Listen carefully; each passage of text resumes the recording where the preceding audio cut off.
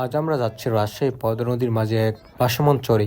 চারপাশে শুধু পানি আর মাঝখানে একটি শান্তির দ্বীপ।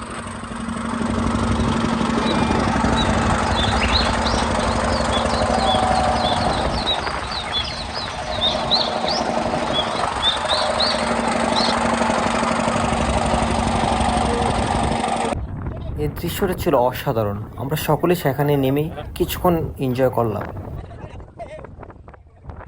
বন্ধু রাফিজ সেখানে কিছুক্ষণ কথা বলো, সেই সাথে পুরো জায়গাটা একটু ঘুরিয়ে দেখানোর চেষ্টা So করলাম। they are taking the group picture, inshallah. And I am feeling so excited. Yeah. I feel very well and the weather is Start today. I'm feeling very lovely. And look.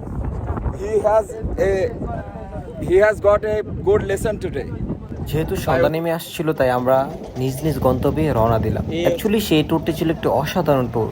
পরবর্তী ভিডিওর জন্য আমাদের সাথে থাকুন। ধন্যবাদ।